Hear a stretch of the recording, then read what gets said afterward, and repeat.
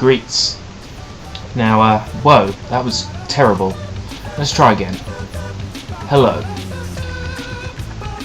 I would like to show you some of my recent cheap video game purchases, because of course I work around the lines that if it's cheap, then it's a cheap thrill, and if it turns out to be a load of rubbish, then you've only paid a little bit of money for it. I buy games mostly from charity shops and from the pre-owned sections in larger gaming stores. Today I've got 11 specimens to show you. 4 of them are from charity shops, 5 of them are from GameStation from the pre-owned 5 for £10 range, and some of them I just couldn't resist. And the 2 others are from Game in Westwood Cross when I went there yesterday. They were on the buy one get one free on pre-owned. So let's get started with yesterday. I picked up this Time Splitters Future Perfect for the PlayStation 2. Now, I've been a fan of the Time Splitters games for some time now, and I haven't actually played this third one. So when I saw it, I knew I had to have it, because it's sort of like I might lose the opportunity to get it. And I played the first 3 missions of Time Splitters Future Perfect to test that the game worked, which it does. And the first 3 missions are brilliant.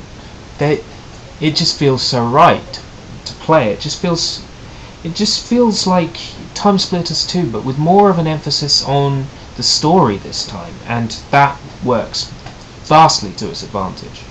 The second game I picked up from Game in Westwood Cross yesterday is this. I believe it to be a PS2 launch title. I might be wrong about that. Curry Curry Mix. Now, I've heard good things about this. I know it's old. It's one of these games that when you think PS2, you think early PS2, you think Curry Curry Mix. You've probably seen it in the game shop lined up across the pre-owned PS2 and thought, what is that? Well, I can answer for you quite easily what it is. It's weird. It's sort of like a 2-player game that can be played in 1 player, where you control 2 separate characters on screen with each of the analog sticks and their associated action buttons, L1, L2, R1, R2. It's very, very complicated to play. It's very confusing, and it's quite tricky too. But I like it so far. I played the first level, and that was enough to make it well aware to me that I will probably do a let's play of it, which I might do for Time Splitters Future Perfect as well, because I've enjoyed what I've played so far. Now, the rest of these I haven't yet tested, because I've only just really got back in from finding them. Firstly, for 99 pence, I secured the PlayStation version of Beatmania. Now, I've been looking for this for a while now. This European edit of Beatmania features Moloko's Sing It Back and Rhythms Digital's Jacques Your Body, which you might know from an advert with a dancing car. Beatmania is one of these Konami rhythm action games where you hit notes that come down a highway at the right time, except in Beatmania it's 5 keyboard keys and either a scratch upwards or a scratch downwards. This game actually came out originally with a turntable controller, but of course you're not going to find anything like that in a charity shop. The second charity shop find today is a replacement for my old Tekken 3. Now, Tekken 3 is one of the best fighting games on the PlayStation. I would go as far as to say the best, but I've already said before that I think Rival Schools is the best, which was just to get lots of angry comments on YouTube.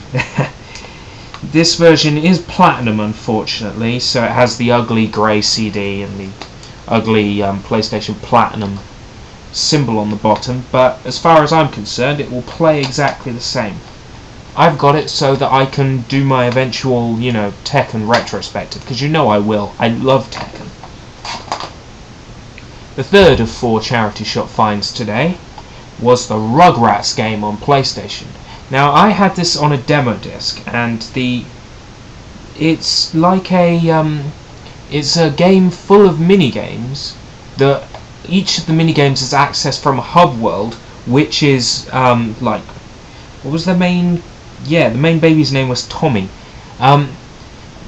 You like find these mini games by looking around Tommy's house, and you can play as Reptar, you can play as Spike, all these characters from the cartoon that you won't know who I'm referring to unless you grew up with Rugrats like I did.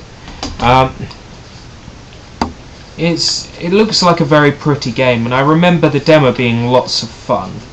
I look forward to playing that, and that I imagine will be a potential review.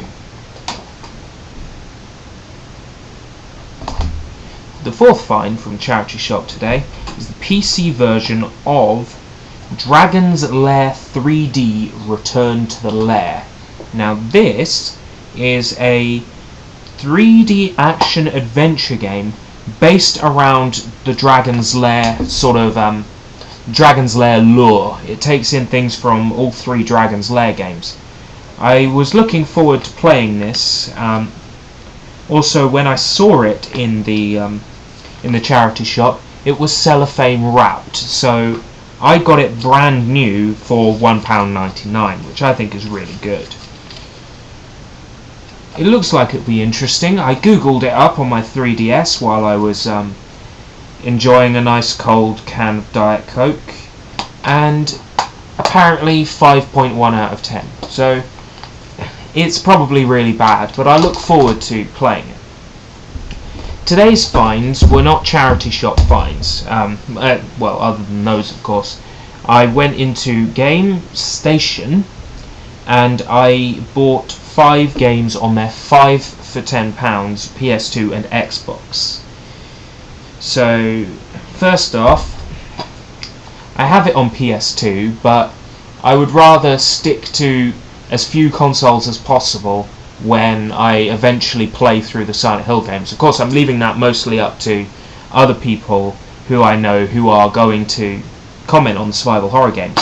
But I think that as far as graphics go, it makes more sense to record Silent Hill 4 from the Xbox in a higher quality than it does to record it from the PS2 in a lower quality.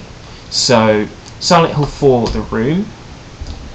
I saw this and I instantly knew it was going to be bad. Miami Vice.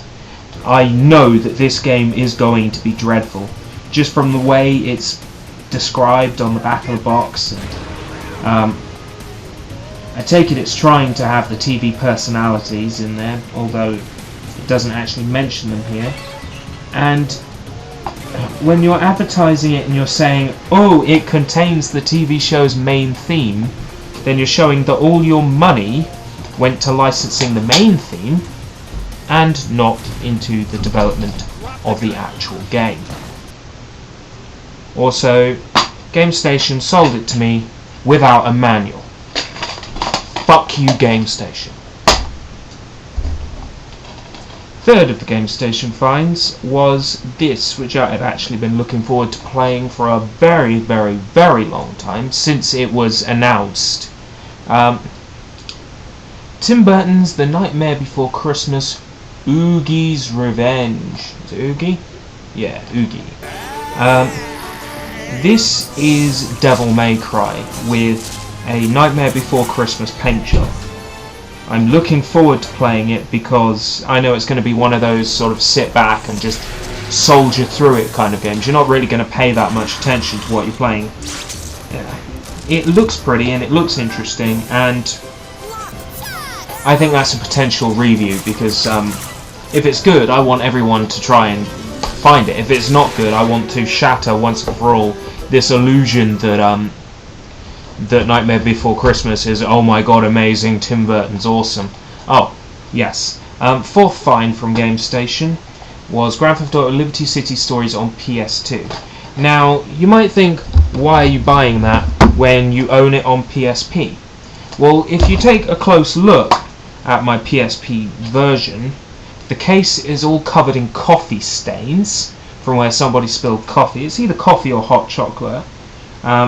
But anyway, the condition of the case and the leaflet is awful. Also, recording from PSP is a very, very difficult thing to do. I intend to play through possibly either a Let's Play, because I love the Grand Theft Auto games, or a review. Either way, I'm going to have to record footage, and from the PSP version it's difficult to record footage, whereas if you record it straight from the PS2 or the PS3 it's going to look a bit better, and the blurriness might actually forgive some of the graphical problems with the fact that they've just straight ported a PSP game. Last and probably least is Blood Rain 2. Now I have Blood Rain 1 as a greatoldgames.com download, so I can play through that first, then I can play Blood Rain 2. I didn't buy it just because, ooh, sexy Dampier, which is half the reason why everybody else bought it. I think it looks like another one of these run into room, hack and slash all enemies, rinse repeat, here's cutscene, hack and slash, that of course Devil May Cry pioneered. But Devil May Cry had at least some semblance of a story. From the sounds of this, it's going to be kill vampires all the way through. That's what it sounds like, so I'm not really that interested. Well, those are the finds from yesterday and today. There isn't really anything else I can talk about. No, I don't think there's much else, so I'm going to leave it at that. So those are the charity shop and ordinary shop purchases that I made over this week, and if I get lots of comments and things on these videos, I might try making a few more. So until next time, if we live that long.